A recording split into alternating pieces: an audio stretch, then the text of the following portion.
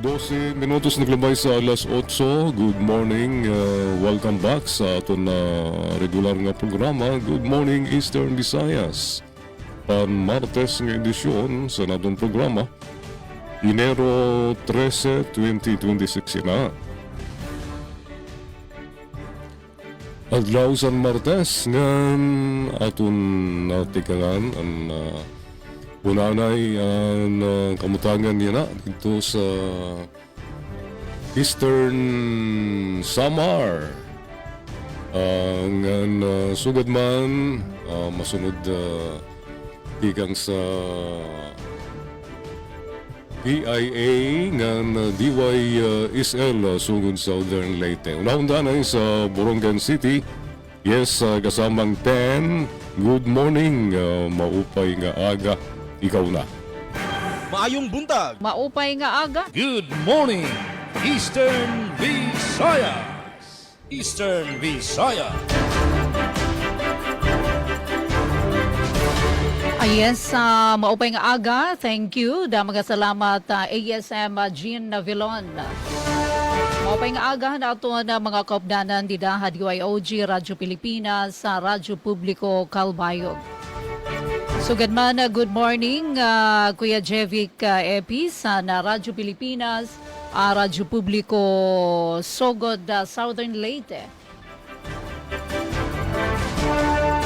Nga siyempre, may nagihapon kita bago yan na nga kaupod ato na taramdan na good morning Evie. Ato na mapaso nga i-welcome Miss Micaela ba, kundi ak nagsasayop. Na DYDC from Visayas State University. Yes, Good morning. good morning. Yes, good morning Miss Micaela. Welcome to Good Morning Eastern Visayas. Aton gihapon ko kumusta Miss V Tolentino Gumban. Na mga salamat V ang pagbabalik from Iloilo City. Sugad man good morning dakan si Rian Arinto ito na ato na regional head na Philippine Information Agency dinhi ato na rehiyon. Sugad man good morning ngayon dakan Sir Dindo Alaras na Radyo Pilipinas sa Radyo Publiko Sogod Southern Leyte. Aton nga tanan, good morning. Anadalah iratagsa nga panimalayan na nakatuto ka aton na programa, maupay nga aga. Mga ka-livestream, good morning. Tikang didihaamon nagkikita via live streaming. Kate Madeha, dida naman oras, maupay nga aga. Jen Golmatico ngan Franz Navarrete Pro, good morning. Tipen na pumida ito ni Yukahampang, kaupod naton di Master Control Coach Euphem Buna Jr. Pinagito na overall supervision ni Ate Ruth Rivera Abunda. In full force kami didi. Siyempre, ang aton news contributors Daisy Ate Sok nga na Dayan para naman pagpahat hadto na mga pinakaorhing nga balita impormasyon nahikayhan Radyo Pilipinas sa Radyo Publiko Borongan. Pariyan na nga adlawhan na Martes. Sana okay kita yan na okay man Jean, ito na ito na panahon didiha syudad hita Borongan. Although mostly cloudy kami didi madampog ito na kalangitan pero nag-effort si Mr. Sun. Nasirak manggad pero diri good tal itapod para hito na mamalay payanahan mga binunakan kay uroni na nauran very unpredictable good man ito na ato na panahon. We have 27 degrees Celsius but feels like 31. May ada chance sa hina pag-uran nga easterly sa lagihap ito na ato na nakakaapekto ba ito na ato na panahon na yan ang adlaw parahan Eastern Visayas. Samtang pagdaga-power, pagdaga-kuryente, sigiton ako na siling haton Facebook page han Isamelco, anato na lokal nga kooperatiba, waray man na paabiso parahin sked power interruption, pero may daghapon hini mga unscheduled sa lita bantay laghapon kita, pero may dalugod panawagan iton ato na didi lokal nga kooperatiba, daw la iton na ibaliwat nga mga local co-op dinhi aton rehiyon paprihugad ada ini Kuya Jevic nga na Jean, kay aprobado man na Energy Regulation Commission kon ERC na pagkolekta hindi nga tinatawag GEA all rate nagkakantidad inihin 0.0371 gadlangani. Pero kung pagtitirig ubo na maapekto ini di dahiton aton January 2026 sa billing. Igini-imporsar ngayon ini hangatanan nga on-grid end users para hulos ma-compensate iton investment hanaton gobyerno kapag tinatawag renewable energy power plants. May dahini programa itong Department of Energy and kung tawagan Green Energy Auction Program. Amo ngay anini nga pass on ini iginapapasang dahito na mga konsumidor elektrisidad. So didi aton mga konsumidor bugos nga probinsya may dahini 0.0371 per kilowatt hour nga aton abaton Enero 2026 nga billing. Pagdaga komunikasyon, okay man, so far so good. Sugad man hiton awas ang tubig, medyo brownish iton tawag ito naton awas ang gripo, no? Kakilip nga adlaw, daw layan na. Pasi orden, okay man daman, nagpapabilin mamorayo kita ito na bugos nga probinsyahan sinirangan Samar. Amini ka barangay at na hulagway, didiha aton probinsyan sinirangan Samar. Congratulations nga dahito na mga kabataan nga papadayon itong 2026 Division Festival of Talents sa amon syudad hiton na Borongan. Kabarangay dito na paglanganon pa dina adto na mga larayuluhan, mga dagkeng nga mga notisya, adto na mga uluhan na mga balita para yan ang adlawhan na Martes. Mga negosyante ginawhag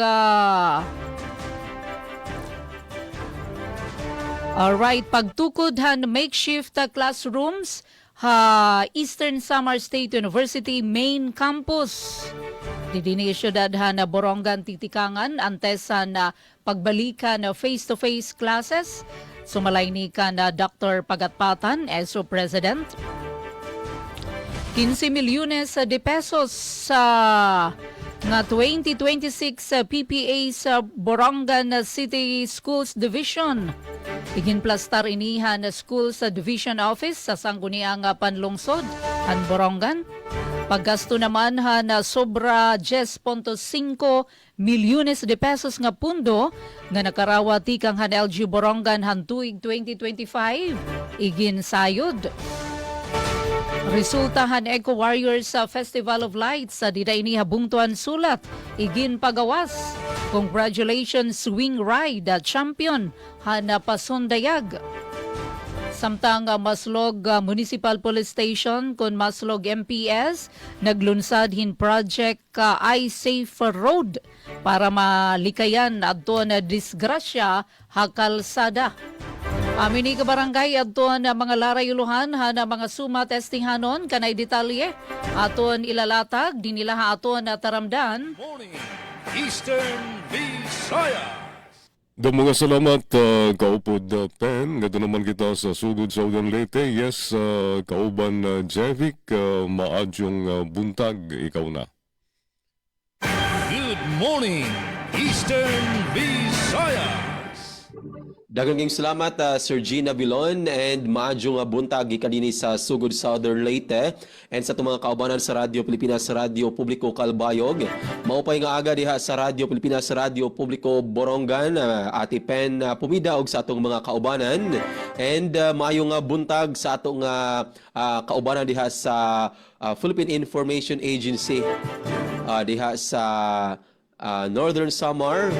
Pinagi ni Ma'am Vigun Ban and maadyong buntag usab sa atong bago nga kauban sa Good Morning Eastern Visayas si Mikaela diha sa DYDC-FM sa Dakbayan sa Baybay. Update sa ta sa panahon dinhi sa lalawigan sa Southern Leyte karong adlaw nga Martes sa pagkalindot sa kabuntagon gani sayo sa buntag nagpakita nga ring adlaw pero sa bangbahin sa lalawigan sa Southern Leyte particular dito sa Pacific area dahil na sinating pag-uwan o pag madag-umon gyud ang panahon, so mo nang dili gyud ta magkumpiyansa kay karong panahon na nagyapon kining pag-uwan-uwan. So importante always kita andam, dili kita mag-piki no og magka-problema sa tuwa mga lakaw, labi na sa tuwa mga estudyante. Always magabit-bit og payong, magdala og raincoat ug pang protection sa ulan para dili kita magka-problema in kaso adunay masinati nga pag-uwan. Labi na kay kagahapon Ate Pen, Sir Jean og Mikay dinhi sa Southern Leyte, particular ang Southern Leyte State University kon SLSU, nagbalik na gyud sa klase kagahapon human ang pipila ka semana or buwan bakapin nga bakasyon. So welcome back to school no sa atong mga estudyante, mga tinunan sa tanan nga campus sa SLSU. And so far wala may mga dagko mga panghitabo ang na-record sa pagsugod sa klase kagahapon sa tanan nga campus sa SLSU. And with regards usab sa peace and order situation sa tibok lalawigan sa Southern Leyte, nagapon kini nga pahinumdom sa kapulisan sa tanang mga motorista nga once gani kita magabiyahe, magamaneho, always gyud magadala og mga papeles kay namatikdan gyud or dili lang karon sa nakalabay pod nga mga katuigan ang LTO or ang kapulisan makabantay gyud na basta na gani dakop daghan gyud ang maga-parking, magapaabot dito sa unahan nga mga labi na kini mga nagamotor, pasabuti ana kulang ang ilang mga dokumento, mahadlok madakpan, mahadlok makadawat og ticket. So mo na nga mag-atang maghuwat mahunong or maundang ang dakop or kanang gibutang nga checkpoint. Pero matud pa sa nga kapulisan labi na sa LTO nga basta kay gani kita magmaneho kinahanglan responsable kita. So always kita nga magdala og mga papeles and kinahanglan na gyud tay rehistro, magkuha ta og lisensya and ato gyud kana nga i-renew kon angay na nga i-renew. And with regards gapon nini nga renewal, ang matag LGU dinhi sa lalawigan sa Southern Leyte nagpahinumdom sa ato mga negosyante kay karong buwan sa Enero gisugda na or gi-open ang kining business one-stop shop kon boss nga nag-awhag sa tanang mga negosyante sa pag-renew sa ilang business permit. And pinasubay pod sa usa ka municipal ordinance sa matag LGU. Ang deadline is karong January 20 na kana mga kaigsunan sunod semana. So para dili kita magka-penalty, kinahanglan atong i-renew within sa panahon nga gihatag sa matag LGU. Pero sa nakalabay nga mga katuigan hinuon naman sila extension, pero dili po ta magpaabot ni ana ato gyung i-process karong mga panahona. Sa lain pa nga update arita sa kuryente, ang Southern Leyte Electric Cooperative Incorporated nagpahinumdom no sa mga katawhan nga karong semana adto nagyoy mahitabo nga scheduled disconnection sa mga kalungsuran, partikular diha sa Maasin City area. So giawhag ang wala pa nakasettle sa bill sa kuryente labi na ni adto nakalabay nga buwan, December o November, kinahanglan inyong isettle kay gisugdan pod this month sa January. Gibalik na sa Soleco kining pagpamutol or aduna nay disconnection. Pero before kamo maputda naman po ihatag nga advisory with regards sa inyong pending or kining kakuwangan sa inyong pagbayad sa bill sa kuryente. And sa katapusan mga kaigsuunan sa Soleco gihapon, para ugma kini advance information, adunay scheduled power interruption para ugma pohon January 14.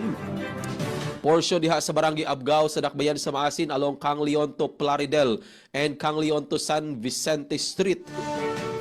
So ang rason sa naasoy nga scheduled power interruption pagpanghinlo sa linya diha sa distribution line sa kuryente para usab walay mahitabo nga mga problema sa umaabot nga mga panahon. So mao kana ang pahinumdom sa buhatan sa Soleco. Og ato lang po ilakbit og maapuhon dispiras na sa duha ka lungsod dinhi sa Southern Leyte, ang lungsod sa Buntok og Malitbog. Magsaulog sa kapistahan sa Senior Santo Niño Balaang Bata. So ano na sila yung mga activity no, pinasubay sila nga fiesta karong January 15. Atong oras alas 8:26 na sa buntag ug para sa mga headlines. Ang SLSU kung Southern Leyte State University na nawagan sa mga international nga mga aplikante ng mga student para sa Doctor of Education Program. Schedule sa early registration sa mga tinunan sa lungsod sa San Juan gipagawas na.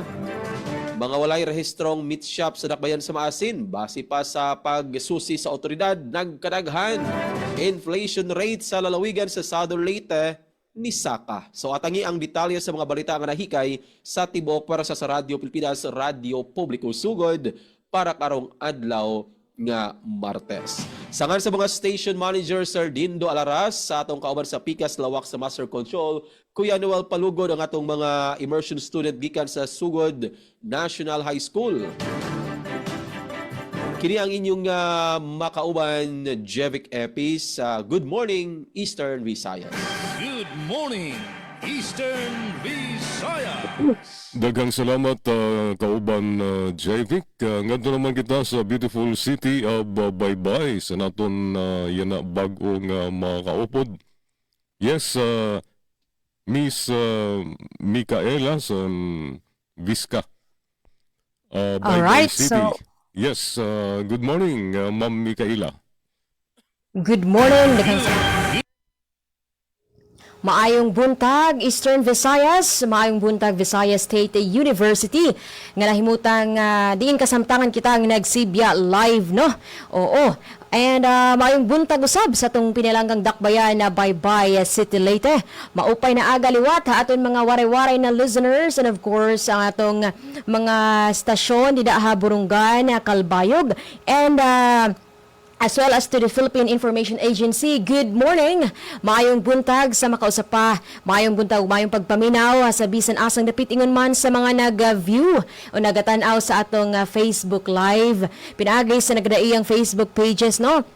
Nini sa atong VSU DYDC 104.7 FM ingon man sa Radyo Pilipinas Sugod o sa uban pa nga partner stations nga nalambigit nining maong programa. Good morning Eastern Visayas. Okay, sa sangalan sa mong station manager, Dr. Cristina Gabrilio, Radio Engineer Sean Villa Gonzalo. Kini si Micaela Gongora ang inyong makauban karon. Ang maghatod kaninyo sa mga balita, updates ug serbisyo publiko dinhi sa Baybay City, Leyte. Okay, so alang sa atong mga updates o mga pasiunang impormasyon, magasugod kita no sa atong weather update. So sa pagkakaron, sumala sa pinakabagong impormasyon ng atong dakbayan sa Baybay ug makasikbit nga lugar, gilauban nga makasinati og init nga panahon karong adlaw, no? And sa atong nahimutangan karon mga higala, atong makita or atong masinati nga nagpakita gyud ang atong haring adlaw og init gyud ang panahon. Ang average nga temperatura anaa sa 25 degrees Celsius. Busa kinahanglan gyud kung mogawas kita, aduna tay proteksyon, kinahanglan magdala gyud kita perme og kalo, and stay hydrated mga higala, no? Mag-inom gyud ta og daghan kayong tubig. Sa laing bahin sa atong supply sa tubig, oo, sa pagkakaroon walay gipagawas nga advisory ang atong Baybay Water District kon BCWD nga buhatan kabahin sa kahimtang sa tubig. So apan padayon gihapon ang maong buhatan, no, sa pagpahigayon og mga repair and maintenance works aron mas mapalambo pa ang atong supply sa tubig dinhi sa dakbayan sa Baybay.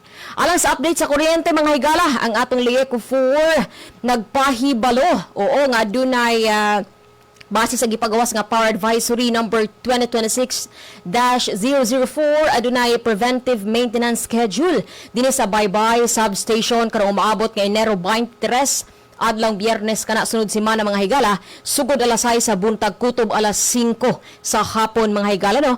Alang kini sa purification sa MVA Baybay Substation. Take note mga higala sa naasoy nga date, Enero 23 oo adlang Biyernes sunod semana kana. Okay, so alang sa atong update sa kalinaw ug kahusay, walay gipagawas ang atong Baybay City Police Station nga major nga mga insidente that threatens our security, no? Upon ang atong PNP Baybay padayon sa nagpahinumdom nga adunay or nagpasabot nga adunay o pwede sila motawag, no, kung in case adunay mga emerhensya sa 911 nga emergency number, no? In fact kagabi paspas o niadtong Enero 11 paspas nga nakaresponde ang atong mga kapulisan sa usa ka insidente pinagi lamang sa pagtawag sa 911. Okay, and padayon gihapon ang ilang pagpahibalo ug pagpanghatag pagpasabot sa mga katawhan sa mga safety tips or cybercrime safety tips unsaon nato nga malikayan ang mga krimen cybercrime, no? Yes mga higala, mamahimong bisitahon ninyo ang Facebook page sa PNP Baybay alang sa dugang kasayuran kung unsa man kini nga mga tips. And of course, update sa atong mga kalihukan diri sa Visayas State University. Mga higala, alang sa academic year 2025 to 2026, padayon ang atong enrollment karong adlaw, Enero 13. Og ang karon nga adlaw mga higala, Enero 13 kutob Enero 14 karon ang enrollment, ang naka-schedule ang mga irregular or returning students dinhi sa VSU. And pagasugdan ang klase ay karong umaabot nga Enero 15. That is karong umaabot nga Huwebes mga higala. Upon ang registration or late registration mo cater gihapon ang atong buhataan, ang atong Visayas State University sugod Enero 16 kutob Enero 30 lamang kini mga higala. Take note nining atong enrollment schedule for academic year 2025 to 2026 second semester aron na magiyahan ang atong mga proud Viscans. Okay, so karon alang sa mga uluhan sa balita nga nakalap karong buntaga. LGU Baybay nagpahigayon og blessing ceremony sa bag-ong service vehicles niini. VSU nakatala og kapin sa usa ka gatos ka Scopus publication sa tuig 2025. Lieco 4 nagpahigayon og IEC activity aron sugdan ang tuig 2026. PNP Baybay nagpagawas og safety tips kung adunay bomb threat o makadudahang mga butang. Keep tuning in alang sa uban pang balita sa laing dapit ning atong rehiyon o alang sa dugang detalye sa naasoy nga mga balita. Daghang salamat bago naton nga kaupo digang sa Visca. Visayas State University sa Baybay, si Miss Micaela sa DYDC-FM. Adi naman atong mga headlines nga i-share niyan nga mga balita sa second half sa Good Morning Eastern Visayas sa PIA Eastern Samar.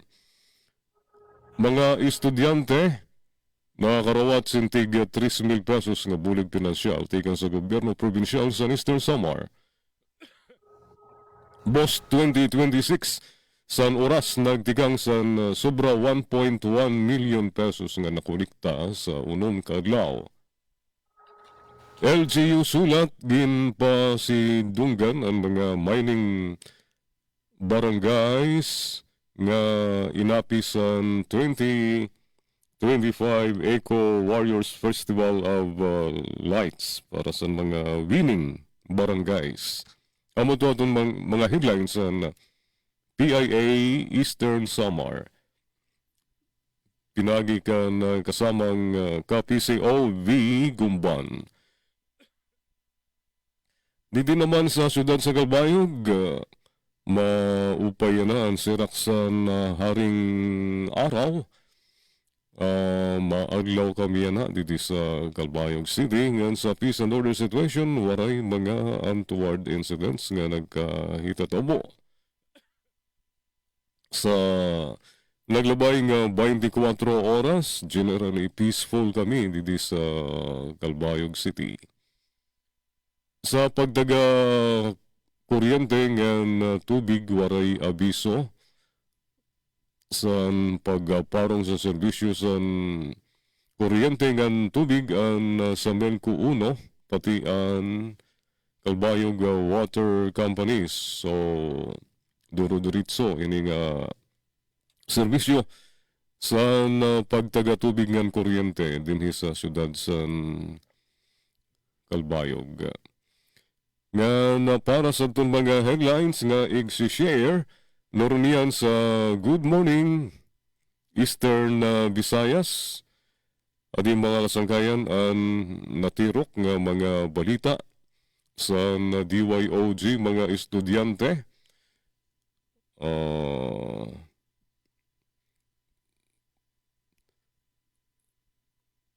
LGU, hainan sa DYOG, so, mga kasangkayan, baka nursery ginlansar sa Calbayog City, probinsya sa Northern Samar, ginpakusog ang sumpayan sa MMDA para sa disaster response. Amon to ang mga headlines nga i-share niyan sa mga balita sa DYOG Radio Pilipinas Kalbayo. Good morning, Eastern Visayas. Mabalik kita kuman sa mga paibaro sa kontrol. Alas 8:36. Maayong buntag. Maupay nga aga. Good morning, Eastern Visayas.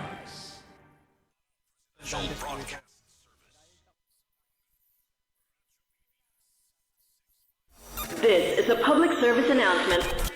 Maging handa sa oras ng sakuna. Para sa iyo at sa iyong pamilya, laging siguruhin, Go Bag ay nakahanda at naglalaman ng mga sumusunod. Ilang pirasong damit, ready-to-eat na pagkain at inuming aabot ng 3 araw. Personal na gamit para sa inyong hygiene.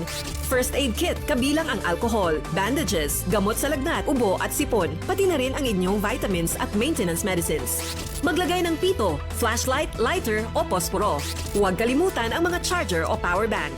At higit sa lahat, isama ang mga importanteng gamit gaya ng inyong mga legal na dokumento, IDs, ATM o passbook, insurance at iba pa. This is a public service announcement. Public service announcement From PBS, Presidential Broadcast Service and Radyo Pilipinas.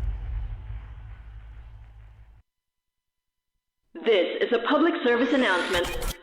Dahil na rin sa matinding init ng panahon, kabi-kabilang sunog ang nagaganap. Kaya narito ang ilang tips para sunog ay maiwasan. Palaging i-unplug ang mga gamit na hindi ginagamit, lalo na kung aalis ng bahay. Bantayan at suriin ang mga electrical connections para sa mga faulty wirings. Iwasan rin ang octopus connection ng mga extension cords. Ugaliing i-check ang inyong mga LPG para sa singaw o tagas. Bantayan ang mga nilulutong pagkain, lalo na kung nagpiprito.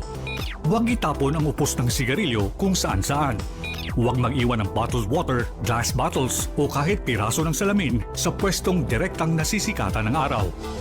Sunog ay maiiwasan. Maging alerto, maging ligtas. Isang paalala mula sa Presidential Broadcast Service at Radyo Pilipinas. This is a public service announcement. Public service announcement. From PBS, Presidential Broadcast Service and Radyo Pilipinas.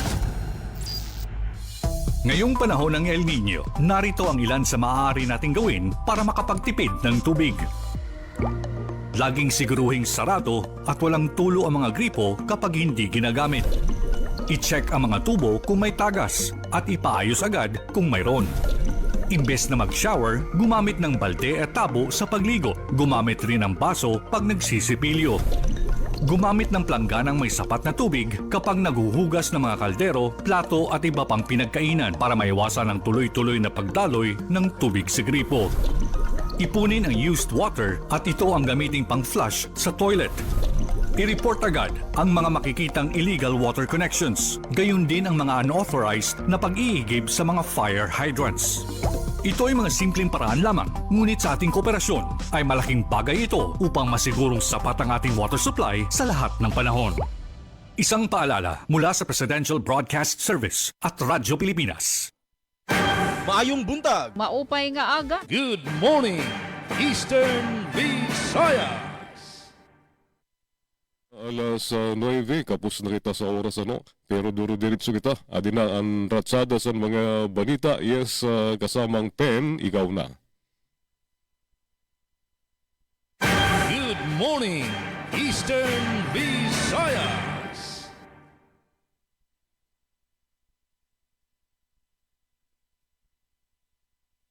Yes, pen, go, go, go.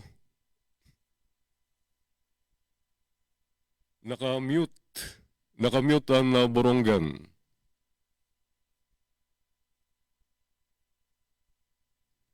Negative pen, try again, nakamute kam.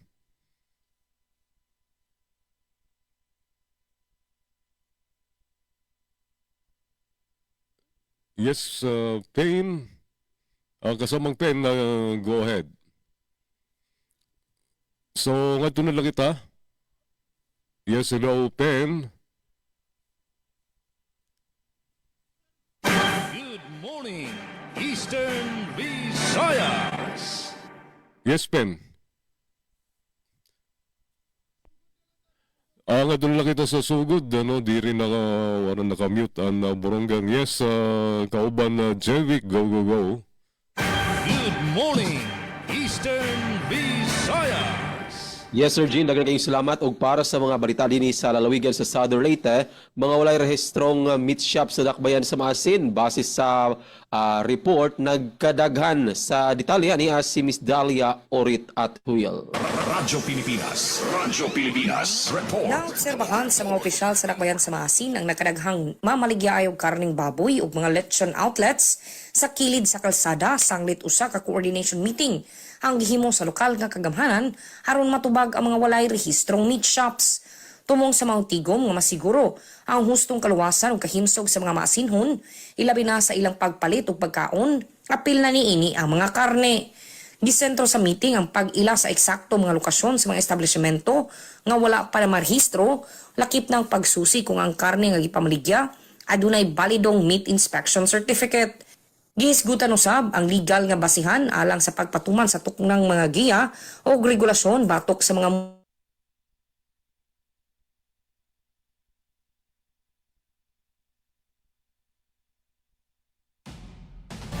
Good morning, Eastern Visayas.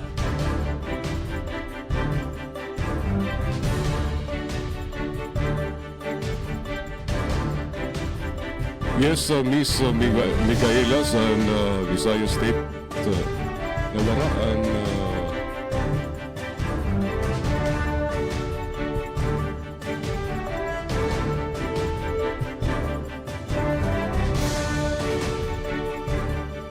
at naman ang balita tigang sa DY tigang sa PIA Eastern Samar. Mga estudyante nakarawat sa 3,000 nga bulig pinansyal tigang sa gobyerno provinsyal sa Eastern Samar.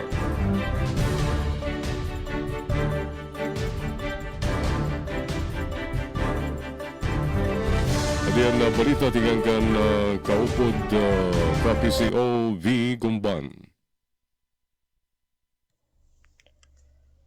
Por lo menos 494 nga mga estudyante nga review takers tika nga magkalain-lain nga campus sa Eastern Samar State University ang nakakarawat hintig 3,000 pesos nga bulig pinansyal pinaagihan programa nga bulig para estudyante o BPE han gobyerno probinsyal durante han payout nga ginbuhat han Lunes, Enero 12 tuig 2026 sa Provincial Capital Gym.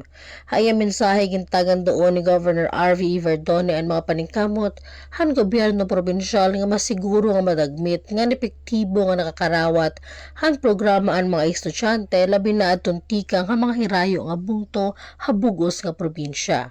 Si Albert Sengson, usa nga education student tika nga ESSU main campus nga benepisyaryo han BPE, inagpahayag pasalamat nga tanan nga nagbulig ka programa nga sumala iya dako nga bulig kapag tumanhan iya mga kinahanglanon ha pag-eskwela. Ang BPE na sa nga bulig pinansyal nga ginlunsar han probinsyal nga gobyerno han Eastern Samar pinaagi paningkamot ni Governor Ben Iverdone agud buligan ang mga estudyante ha kolehiyo ha probinsya hiton Eastern Samar. Tika nga PIA Eastern Samar, Vito Lintino Gumban, nagbabalita. Salamat Bing. At naman kita sa Baybay City. Yes, Miss Micaela sa DYDC Baybay Vizca. Ikaw na. Good morning, Eastern Visayas. Daghang salamat. Mayong buntag sa Bakaw sa pa, kinigapon si Micaela Gongora, nagsibya live din sa Vizca Baybay City Leyte alang sa Good Morning Eastern Visayas ug para sa detalye sa atong balita karong adlaw. LGU Baybay nagpahigay ng blessing ceremony sa bag-ong service vehicles nini. Ani ang detalye sa maong balita. Opisyal nga gipahigayon sa LGU Baybay netong Enero 10 ning kasamtangang tuig ang usa ka blessing ceremony alang sa mga bag-ong service vehicles niini nga gamiton sa nagkalain-laing local departments ug mga barangay. Lakip na usab ang bagong natukod nga evacuation center sa Dakbayan. Ang maong mga proyekto gipasiugdahan sa lokal nga panggamhanan sa Baybay isip kabahin sa padayong paningkamot sa pagpaligon sa serbisyo publiko. Pinagi sa bagong mga sakyanan mas paspas ug epesyente na ang paghatag og serbisyo sa katawhan ilabi na sa panahon sa emerhensya. Samtang ang bagong evacuation center maghahatag og mas luwas og organisadong kapuyan sa mga residente nga apektado panahon sa kalamidad ug uban pang krisis. Padayon ng LGU baybay sa tumong sa proactive nga panggobyerno ug pagpanalipod sa kaluwasan sa matag baybayanon nga nagpakita sa dedikasyon sa usa ka mas lig-on, andam ug malinawon nga komunidad.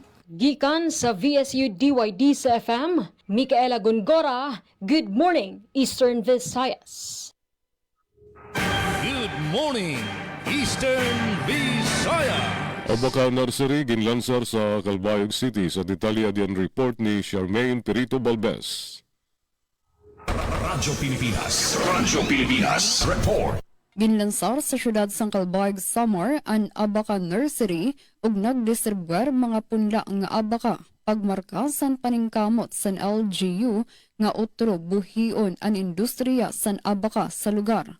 Napulo nga benepisyaryo tikang sa iba-iba nga mga barangay sang Calbayog Samar ang kumarawat 200 nga abaka suckers katuyuanan san proyekto nga suportaran ang mga lokal nga parauma ug igbalik ang abaka como importante nga panginabuhian ug pamana san Calbayog.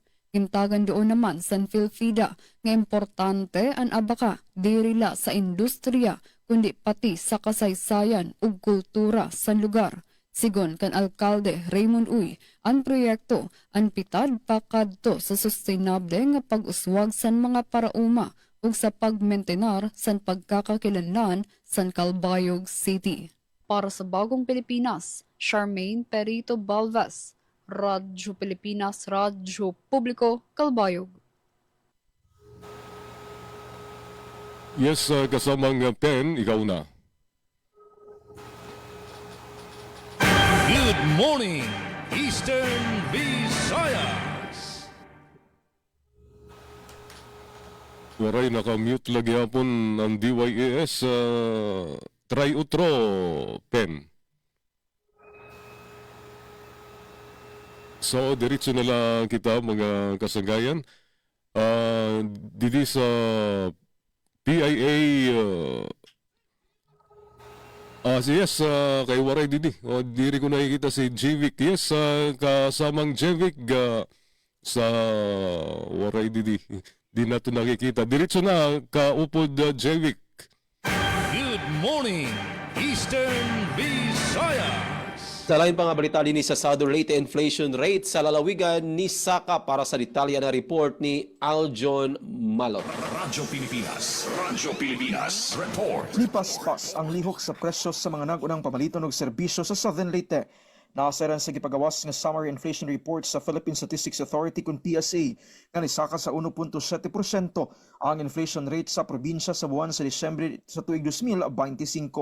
Mas taas kini sa negative 1% nga na-record sa miaging buwan sa Nobyembre, ingon man sa 1.3% nitong Disyembre tuig 2024. Gitaho sa PSA, ang nagunang hinungdan sa pagsaka sa kinatibukang inflation sa Southern Leyte naglakip sa food and non-alcoholic beverages, housing, water, electricity, gas and other fuels, health, ug personal care and miscellaneous goods and services. Balita sa Southern Leyte para sa Bagong Pilipinas, Aljon Malot, Radyo Pilipinas, Radyo Publiko. Good morning, Eastern Visayas. 10 minutos antes ang alas 9. Boss, 2026 ang oras nagtigang sa sobra 1.1 million na kolekta sa unom kadlaw. Sa detalye diyan report ni V. Gomban. Opisyal na nga nagtikangan Enero 5 tuig 2026 ang Business One-Stop Shop o BOSS 2026 sa bungtuhan oras nga ginbuhat ha ground floor han Municipal Hall para registration ngan pag-renewhan mga business ngan ancillary permits. Hasyan nga adlawhan BOSS 2026 nga pinangunahan ng Business Permit and Licensing Office o BPLO mayada 16 nga business establishments ang nagparehistro kundi 15 para renewal ngan usa para new registration. Sumula kan BPLO Chief Jason Kim, nakalikom dayon in 472,000 pesos nga collectible ang LGU hasyahan nga adlaw pala. Samtang, ay kaunong nga adlaw ang operasyon han Bus 2026 han Enero 12, umabot na hasuma total 1,106,721 pesos and 61 centavos ang koleksyon han bungto. May ada na 94 nga registrants nga narehistro, diin 13 amo ang bag-o nga 81 amo ang para renewal. Sumalakan Kim ang Bus 2026 magpapadayon tubtob Enero 20 nga niya ay nagpahinumdum ang mga negosyante nga magparehistro o mag-renew samtang may ada pa oras. Kinpasabot liwatan BPLO Chief nga ang boss usa nga win-win nga situation para LGU nga mga negosyante tungod kay ang lokal nga kita nga makokolekta tikang ang mga negosyo gagamiton na pagpondo han mga programa, proyekto, mga aktibidad labin na infrastruktura nga direkta nga makakabenepisyo ang sektor han negosyo. Ang Bus 2026 nagtutuyo ang mapauswag ang kita han LGU oras hintulo tub 5% kumparahan naglabay nga tuig. Samtang ginpapadali nga ginpapahapsay ang proseso han pagrehistro han mga negosyo habungto. Tika nga PIA Eastern Samar, V. Tolentino Kumban, nagbabalita. Good morning, Eastern Visayas. VSU nakatalaog kapin sa usa ka gatos ka Scopus publication sa tuig 2025. Ani ang detalye sa maong balita.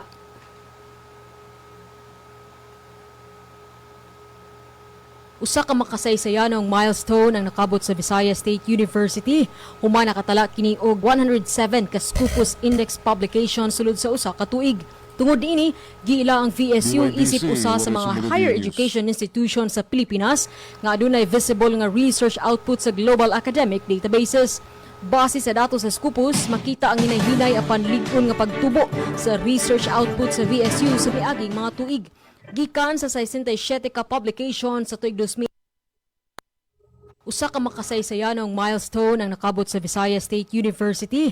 Human nakatala kini og 107 ka Scopus Index publication sulod sa usa ka tuig.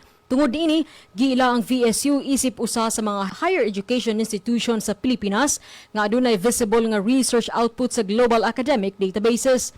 Base sa datos sa Scopus, makita ang hinay-hinay apan lig-on nga pagtubo sa research output sa VSU sa miaging mga tuig. Gikan sa 67 ka publication sa tuig 2021 ug 2022, 65 sa tuig 2023, 71 sa tuig 2024 ug 107 sa tuig 2025. Ang maong kalampusan nagpakita sa mas halapad ug mas produktibong research environment sa VSU. Naglangkob ang mga publikasyon sa nagadaiyang disiplina. Di nangunag hapon ang agricultural and biological sciences. Isundan kini sa environmental science ug social sciences.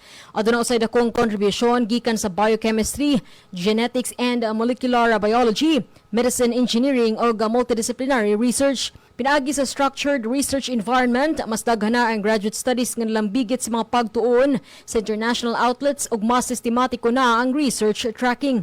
Ang mga kausaban sa manuscript monitoring, indexing verification ug administrative support nakatabang aron makatutok ang mga researcher sa paghimo og publishable nga outputs. Giila ni University President Dr. Prose Ivy Yepes ang maong kalampusan pinaagi sa usa ka mensahe sa social media.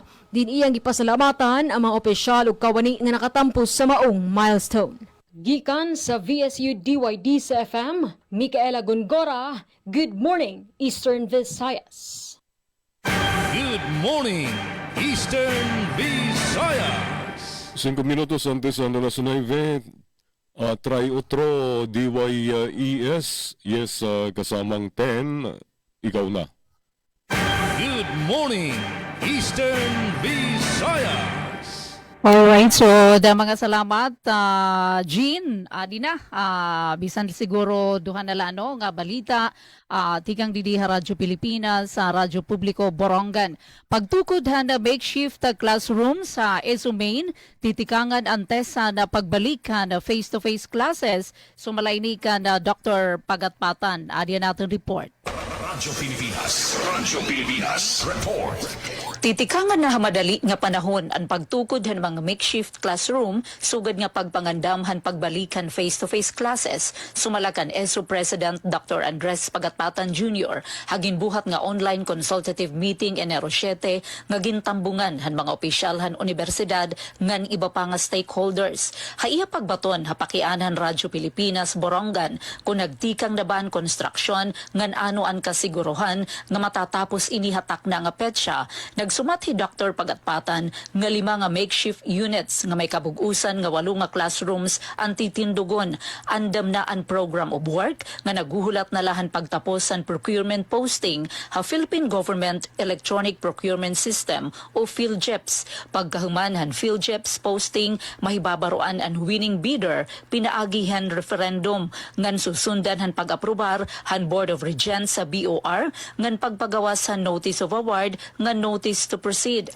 Gintagan doon ni Dr. Pagatpatan nga madagmitlan construction tungod kay tubular materials lan gagamiton ha mga makeshift classroom. Iyagin pa siguro nga matatapos ini sulod hintulo ka semana ngan durungan nga titindugon nga tanan nga 5 ka units. Kung kinahanglan papadagmiton pagud ang trabaho, pinaagihan double time. Ginpahayag liwat ni Pagatpatan ang iya kasiguruhan ha publiko nga matatapos ang mga makeshift classroom hagilayon nga panahon ngan magiging andam antes han pagbabalikan face-to-face classes. Ini nga mga pasilidad magiging temporaryo nga saliwan han mga building nga nadao tungod han sunod-sunod nga pagbayugan tuna ha probinsya.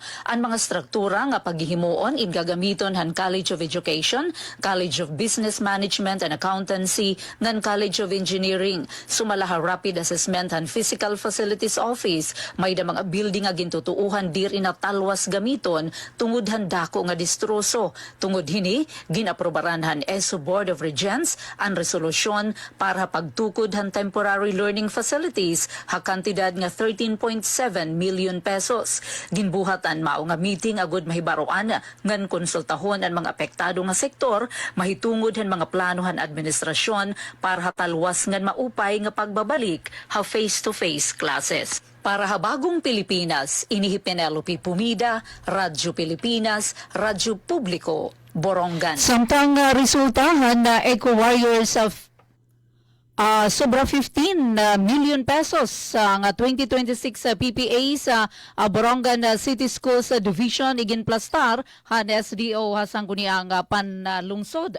Ang detalye report ni Ate Sok Abiria. Radyo Pilipinas report. Sobra 15 milyones de pesos sa kantidad ang gingkikinahanglan nga pundo ang Schools Division Office SDO ang siyudad ng Borongan para magkaiba-iba nga mga programa, mga proyekto ug aktibidades sa Borongan City Schools Division hituig 2026. Base inyang presentasyon ng SDO Borongan na pagpapadayon ang gindudumara nga budget deliberation, itsanggunian panglungsod na siyudad han sobra 1.6 bilyones de pesos nga 2026 annual budget at LG Borongan ng Biyernes, Enero 9.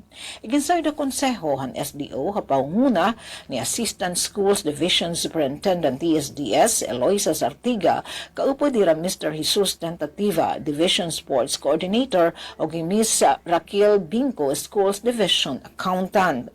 Ang nasabi ha kantidad inigang proponer nga alokasyon na masnod nga mga kagrastuhan subrahin 4.4 million pesos para 2026 concentration training ngan subrahin 6.7 milyones de pesos para 2026 Eastern Visayas Regional Athletic Association Evra Amit ngan subrahin 1.2 million pesos para 2026 Regional Press Conference ngan subrahin 734,000 pesos para Regional Festival of Talents ngan 601,000 pesos para 2026 Division Regional and National Science, Technology and Mathematics Fair ngan 1.8 milyones de pesos para construction and temporary learning spaces TLS at Borongan City National Agricultural School and Pinanagaan National High School. Samtang iginsayo ni Accountant Binco ang magbarlaod ang paggasto ang City Schools Division han sobra milyones de pesos na igin-download ang LG Borongan ng tuig 2025. Ginklaro ni Ms. Bingko nga nasabi nga pundo inabotin sobra 5 milyones de pesos aton gingamit at 2025 Regional Festival of Talents RFOT o Regional Schools Press Conference ngan sobra hin 4.5 million pesos at 2025 Ebraa ngan 400,000 pesos para 2025 padulong festival og 351,000 pesos para han pagkaon o meals samtang kantidad hin sobra 302,000 pesos adton igimbalik nga pundo han schools division halukal nga pamunuan han syudad. Para sa Bagong Pilipinas, Sok Aberia, Radyo Pilipinas, Radyo Publiko, Borongan. Alright, so malisensya kami temporaryo anay, no? Unahan natin ang partisipasyon na Radyo Pilipinas sa Radyo Publiko Borongan. Hangaran ni Ate Ruth Rivera Abunda, sugad man Coach UFM, Master Control. Ang ating mga news contributor Daisy, Ate Sok, Dayan, Ate Pen Pumida ini. Utro, maupay nga aga, good morning Eastern Visayas. Morning, Eastern Visayas. Og sa kanusab sa Kreatibong Puwersa sa Radyo Pilipinas, Radyo Publiko Sugod sa mo Station Manager Sir Dindo Alaras og sa tong kauban sa Pikas Lawak sa Master Control si Kuya Noel Palugod, ang mga work immersion student gikan sa Sugod National High School og atong mga OJT gikan sa SLSU. Kini ang inyong nakauban Jevic Epis. Daghang kayong salamat og once again good morning Eastern Visayas. Good morning, Eastern Visayas. Yes, daghang salamat sa padayon ninyong pagpaminaw ng atong tulumanon. Good morning, Eastern Visayas. Mao kadto ang mga balita karong buntaga. Sa ngalan sa among station manager Dr. Cristina Gabrilio, radio engineer Sean Villa Gonzalo. Gikan sa VSU DYD sa FM, kini si Micaela Gongora. Alang sa Good Morning, Eastern Visayas. Good morning, Eastern Visayas. And sa ngaran naman sa ako nakaupod sa control si Engineer Francis Marnie Balbes ngan si Engineer Joven Cardenas ng namon mga OJT tikan sa City High. Jean Navilon nagpapasalamat. Good morning Eastern Visayas. Good morning, Eastern Visayas.